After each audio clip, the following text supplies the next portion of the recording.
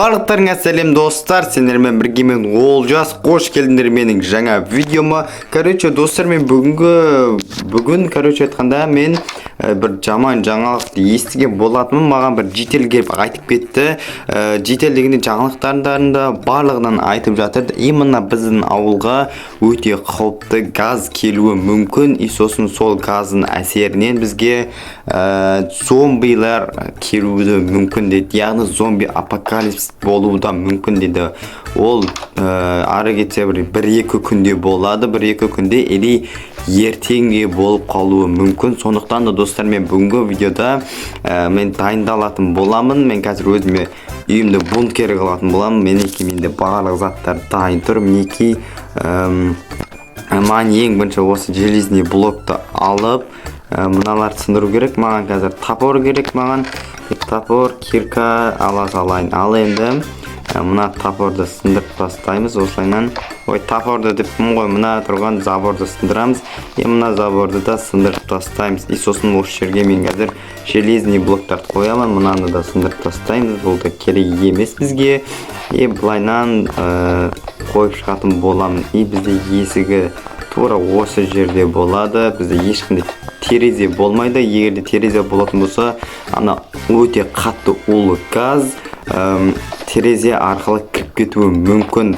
Сондықтан да ешқандай терезе қойып керек емес. Мынаның өзін алып тастауымыз керек. Бұның өзі бізге керек емес. Бұдан да өтіп кетеді.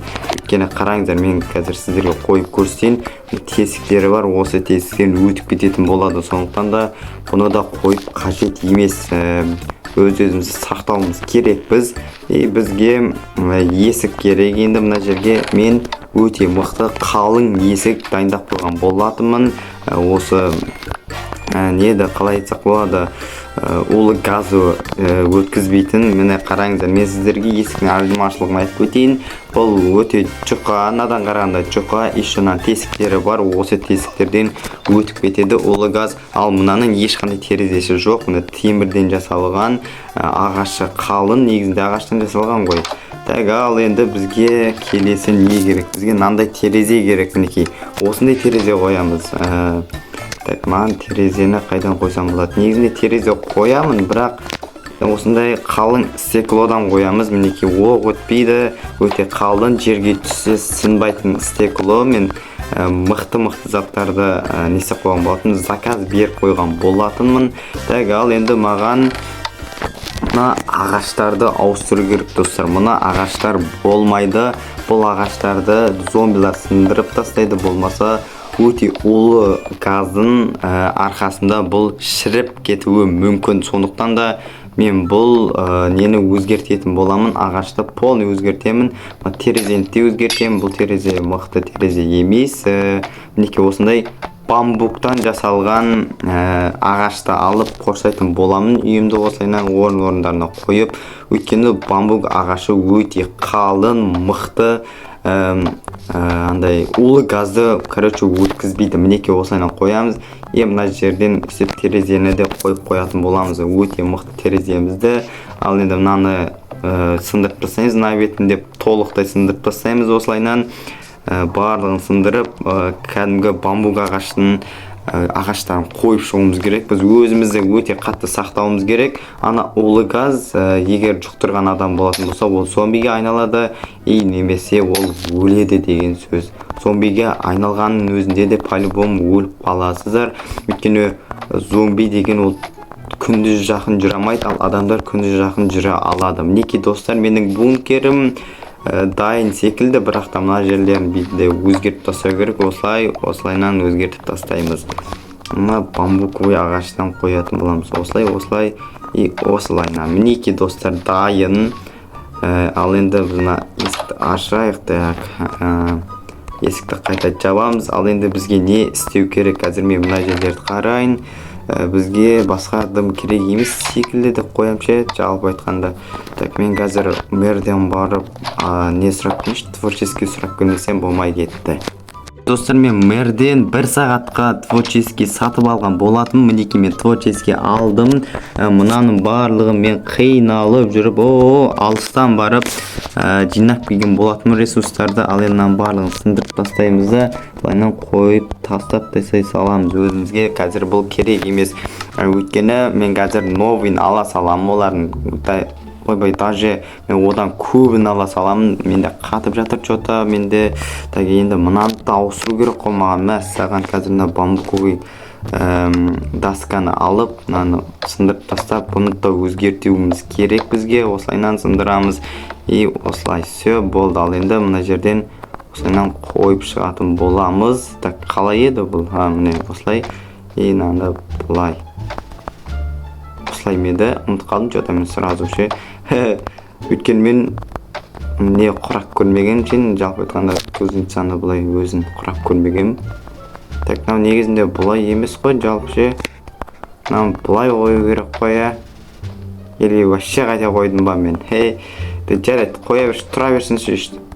Тура үстіп тұра берсін бізде. Мынаны бұлай қоямыз. Болды, тура үстіп тұра берсін. Мен уже ұмытып қалдым, өйткені қалай қою керектігін. Так, бізге енді ешқашан сынбайтын, улы газға шірімейтін морской фонарды қоятын боламыз үйімізге. Мына жерге біреуін қояйық, ортаға біреуін қояйын, и сосын мына жерге біреуін қойып тастайын. Мыналарды да сындырып тастайын. Мен қазір мына жерде кеңейтіп, әдемі қылып істейтін боламын, достар. Қазір мен так, бізде енді қай жерлер қалды? Мына жерге бетіп свет қоямыз. Мынаның үстіне жоқ, үстіне қойылмайды екен. Онда үстіне қойылмайды екен. Мынаны қайтадан жауып қоятын боламыз онда біз. И осылайынан жауып тастаймыз. Мына печканы алып тастай салайық. И мен бір фонарды осы жерге қоя салайын. Мынаны сындырып тастаймыз, осылайынан қоятын боламыз. Ал мінеки достар, мен өзіме керек заттарды алған болатынмын. Мына жерге кроватты қоямыз, мына жерге осындай бір столды қоятын боламыз. Қазір мен бұл столдың үстіне мен өзімнің компьютерімді қоятын боламын. Компьютер дегенде ноутбукты қоятын боламын. Так, ал енді бізге мына жерде газ тұрады, осындай 2 шкаф тұрсын. И және де бізде былайынан осылайынан бір не тұрсын. И осылайынан 2 ойбай, мыналар астында қойылатын заттар екен. Онда мынаны былайынан астына қоятын боламыз. Онда былайынан үстіне осылайынан нені қоямыз. Осындай шкафты қоятын боламыз. Короче айтқанда, мына жерден біз өзімізге микроволновканы қойып қояйық. И сосын мына пышақты қояйын. И пышақтың артынан аны қой жері аламын ба? Жоқ, қоя алмайды екенмін. Онда мына жерге тағы бір қатар қосамыз. Мына осы жерге тағы бір қатар. Мына жерден қасық, басықтың барлығын алып отыратын боламыз. Солай, короче. Так, ал енді бізге мына жерде не бар сыйдыратын? Так, бізге нақты айтқанда мыналар керек емес секілді. Бізге бүйтіп алып тастай салайын. Бізге өте кедергі болып жатыр. Өйткені мына жерде дәу жер алып тастап жатыр, дәу жерді. И бізге қалған жерлерге не қойсақ болады? Өзі бізге кондер деген зат бар. Бұл жерде кондерді қоюым керек. Кондерсіз бізге болмайды. Тем более улы газ келе жатқан кезде бізге кондерді қою керек. 18-ге қойдым. И мына жерлерге бізге не қойсақ болады? Әрине біз бұл жерге өзімізге керекті сандықты қоятын боламыз. Бұл сандықты өзімізге керекті заттарды салып қоятын боламыз. И бізде болған секілді, по идее болды. Менің үйім болмай толып қалған секілді. Бізге енді ең соңғысы осындай бір ковриктерді қойымыз керек. Кілемдерді қойып шайық. Коврик дегенде аты қалай еді, кавер дегендерді осынан қойып шығатын боламыз. Мінеки толықтай көк көмбе қылып қойып шықтым. Ал мінеки менің осымен аяқталды. Осы бункерді салғаным дайын. Короче, біздің бункеріміз. И далаға шығып көрейік. Бізде бункер сырттан қарағанда осылайынан көрінеді. Мінеки шірімейтін ағаш, шірімейтін короче, железный блок, сынбайтын терезе, өте қалың есік, барлығын қойып қойған болатынмын. Ал мінекей достар, менің осымен өзімнің кереметтей видеом аяқталған болатын достар. Егер сіздерге осы видео ұнаса, арнаға тіркеліп лайк басуды ұмытпаңыздар. Ал сіздерге менің бір сұрағым, менің орында болсаңыздар, не істер едіңіздер, комментарияға жазуды ұмытпа. Ал давайте сендермен бірге оқумен жас.